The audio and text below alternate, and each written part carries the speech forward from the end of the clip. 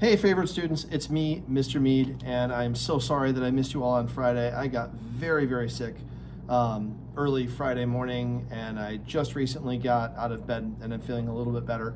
Unfortunately, today, which is Monday, I have a dentist appointment, and I'm going to miss the morning, and then we have a half day. So the next time you actually see me other than this video is going to be tomorrow, which is Tuesday. I'll be back, and I should be here obviously for the rest of the week. So you might be wondering, what are we going to be doing today for our half day? Well, while I was gone on Friday, you should have read through chapter 3 in the books. You're getting a really good idea of how Gutenberg's press is influencing European culture during the Renaissance, how people are learning to read.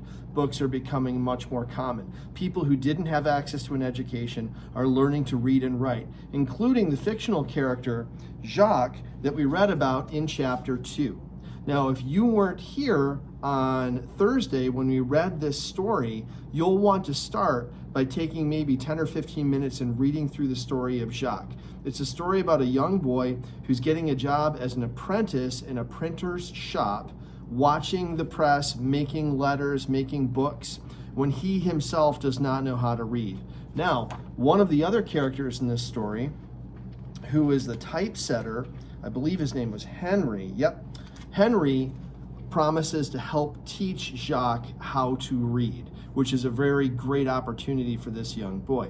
Now, today's assignment comes out of that story in chapter 2, and here's what you're going to be doing.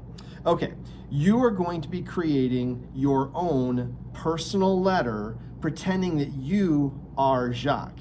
Now, what does a personal letter look like?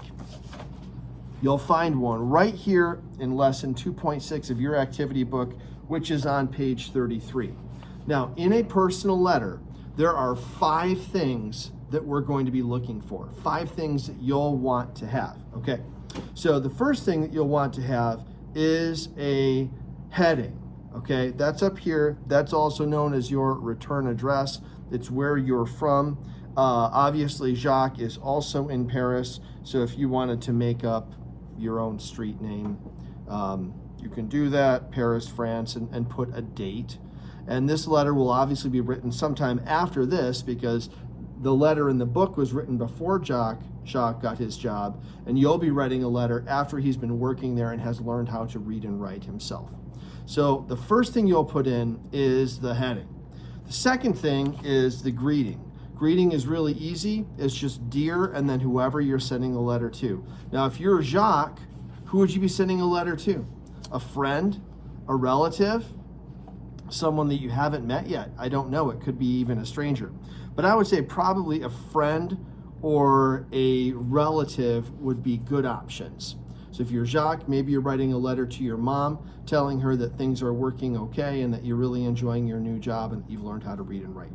Okay, so you've got your heading, you've got your greeting, and then the body of the letter is what Jacques has to say. Now, I'm guessing that Jacques would want to tell whoever he's sending his letter to about his work in the printing shop, but there could be other things too, and you can use your imagination for this assignment.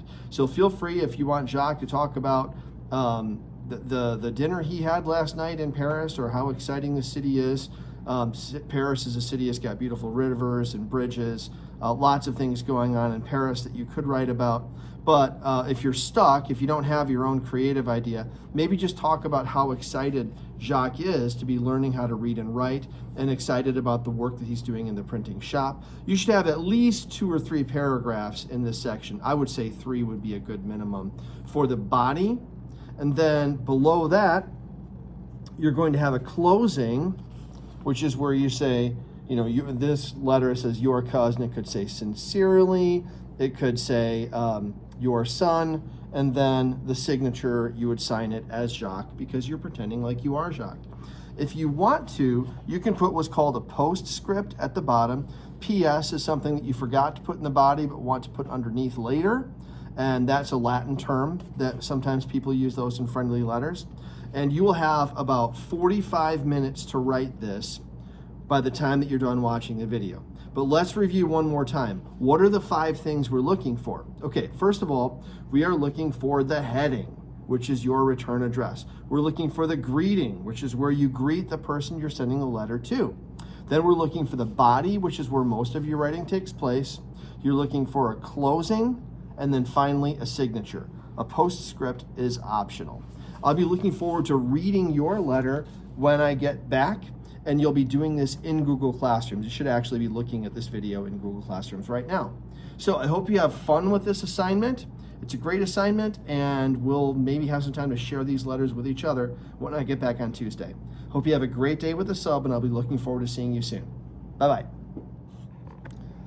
Hey kids, one last thing I forgot to mention in the first part of this video is that if you're struggling, if you're not really sure what you should be writing about while you're pretending to be Jacques, don't forget that Activity 3.3 is full of all kinds of questions that you can answer to help you write your letter.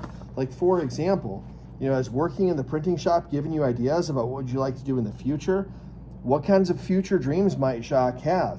What are some problems you're having with the printing press? Maybe it broke down. Maybe the handle fell off it. I don't know. You could use your imagination. But if you're stuck and you're not sure what to write about in your letter, don't forget that pages 46 and 47 are full of great questions you can answer that can help guide you through the letter writing process. Can't wait to see you soon. Bye-bye.